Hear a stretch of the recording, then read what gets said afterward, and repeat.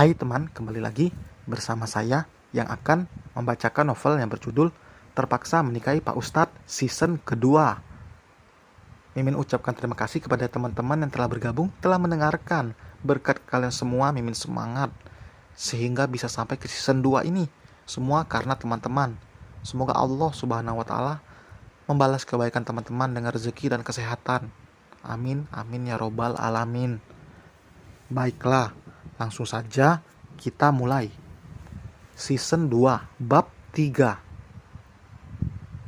Alika absen ke kampus karena harus membawa Sakil untuk diperiksa.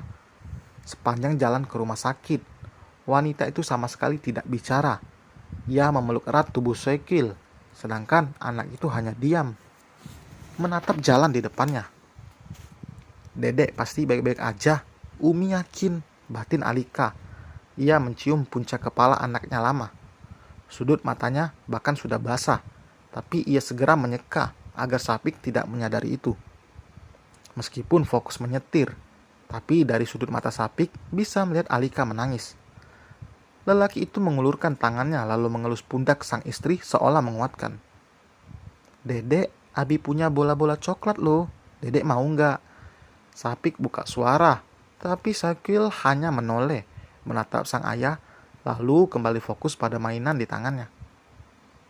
Safik kembali mengambil coklat yang dimaksud itu dari sisi kursinya dan menyerahkan pada Alika.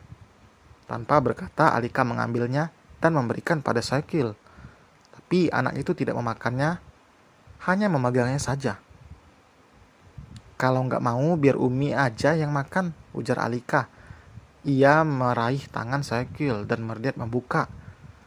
Tapi anak itu malah berteriak.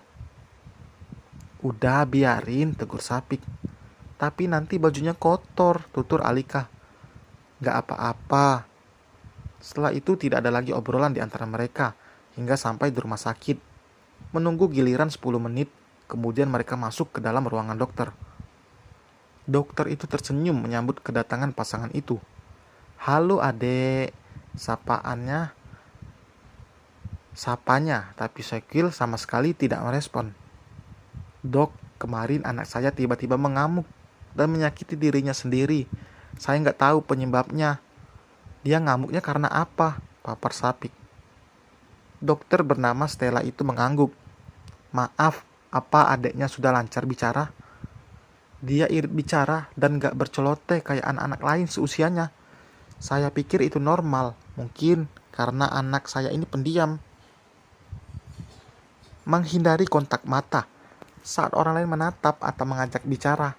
Sering melakukan perilaku berulang seperti menepuk tangan, mengayunkan tangan, atau memainkan jari tidak mengenal situasi. Cenderung mengulangi pertanyaan, lebih suka bermain sendiri, dan tidak suka dengan kondisi kontak fisik seperti dipeluk atau disentuh. Anak cenderung mengulangi kata atau frasa yang sama berulang kali. Apa salah satunya atau beberapa yang saya jelaskan tadi pernah dilakukan adek? Tanya dokter Stella. Alika dan Sapik terlihat berpikir. Sapik lebih dulu buka suara. Hampir semuanya dilakukan anak kami, dok. Ini bukan karena adeknya pendiam. Dari gejala yang dialami, adek ini kemungkinan mengidap gangguan spektrum autisme. Banyak memang orang tua yang berpikir anaknya baik dan pendiam, tapi sebenarnya tidak. Lalai dan tidak peka dalam memperhatikan anak membuat para orang tua menganggap semuanya baik-baik saja. Mendengar itu, bagai disambar petir di siang bolong. Penjelasan dokter itu membuat Alika maupun Sapik tidak percaya. Selama ini, mereka menganggap anaknya berperilaku wajar dan berpikir anak mereka pendiam. Ternyata semua itu salah. Anak saya autis, tanya Alika meyakinkan. Matanya berembun, napasnya juga memburu. Safik menggenggam tangan istrinya yang sekarang rasanya sudah dingin, saking kaget dengan apa yang didengarnya. Anak kami bisa sembuh, dok? Tanya Safik buka suara. Tidak ada obat atau metode yang dapat menyembuhkan autisme. Namun tersedia perawatan untuk membantu pengidap autisme menyesuaikan diri dengan kondisinya. Tubuh Alika langsung melemas mendengar itu. Ia tidak kuasa lagi menahan tangis. Orang tua mana yang tidak akan terpukul saat mengetahui kondisi anaknya seperti ini? Apalagi saat diberitahu jika anaknya tidak bisa disembuhkan. Anak autisme membutuhkan banyak ahli untuk membantunya berkembang lebih adaptif, seperti psikolog anak, psikiater anak, dokter saraf, dokter ahli pencernaan, dan berbagai ahli terapi. Lanjut Dokter Stella. Lakukan yang terbaik untuk anak kami, dok, pinta Sapik. Kami juga akan memberikan yang terbaik. Saya akan buatkan jadwal untuk pemeriksaan dan juga terapinya nanti. Tapi ada beberapa jenis perilaku berlebihan yang patut diwaspadai, karena bisa membahayakan tubuhnya sendiri dan orang di sekitarnya. Anak autis kerap menyerang secara fisik, seperti mencubit, menggigit, memukul, dan menendang karena tak menyukai sesuatu. Melukai diri sendiri, mengamuk. Kebanyakan anak autisme mengamuk dengan cara menjerit, menangis, dan meloncat-loncat. Alika sama sekali tidak fokus mendengarkan penjelasan dokter. Ia tenggelam dalam pikirannya sendiri, terlalu kecewa dengan takdir yang harus dijalaninya. Alika menyerahkan sequel pada Sapik, lalu berlari masuk ke dalam kamarnya. Terdengar suara pintu ditutup dengan keras.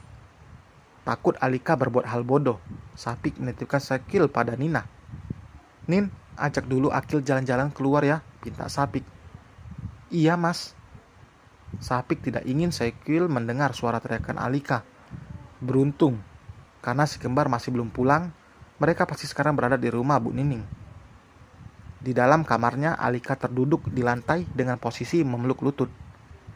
Wanita itu terisak. Perkataan dokter itu terus terngiang di telinganya. Hatinya hancur membayangkan Sekil tidak akan bisa hidup normal selamanya. Alika mempertaruhkan nyawanya melahirkan. Dan sekarang anak itu divonis mengidap autisme. Bisa dibayangkan betapa hancurnya perasaan ibu 3 orang anak itu. "Sayang, buka pintunya." Mendengar suara Sapik, tangis Alika semakin menjadi. Pas bunga di atas nakas melayang dan membentur dinding dan pecah berserakan. Marah dan kecewa dirasakan oleh Alika. Ia melampiaskannya dengan melemparkan apapun yang ada di sekitarnya. Ponsel di tangannya juga ikut jadi korban saat dilempar mengenai cermin di meja rias hingga membuat skincare di tempat itu berantakan. "Istighfar Alika, jangan mendahulukan amarah," seru Sapik dari balik pintu. "Kenapa harus anakku? Allah gak adil," teriaknya frustasi. Wajahnya memerah dan dibasahi air mata. Jilbabnya sudah tidak karuan lagi. Wanita itu bangkit dan mendorong sofa ke arah pintu, berharap Sapik tidak bisa mendorong pintu dari luar, meskipun pintu itu sudah dikunci. Entah memiliki kekuatan dari mana, Alika melakukan itu. Yang jelas, saat ini Alika dikuasai amarah. Alika marah dengan takdir yang dibuat, membuat dunianya kembali hancur. Orang tua manapun pasti menginginkan anak yang sehat dan normal. Tapi apa daya jika Allah sudah menganugerahkan anak istimewa sebagai amanah. Mungkin Sapik bisa menerima, tapi Alika tidak. Ia tidak akan bisa menerima hal yang menyakitkan seperti ini. "Gue udah berusaha jadi lebih baik, berusaha jadi istri dan ibu yang baik. Tapi kenapa Allah malah kasih cobaan ini? Kenapa? Kenapa harus gue? Gue gak mau punya anak cacat," jerit Alika hingga mengemah di dalam kamar. Alika menutup telinga berharap ucapan dokter itu hilang dan tidak terngiang lagi. "Alika, cepat buka pintunya sebelum Mas dobrak." Dan selesai.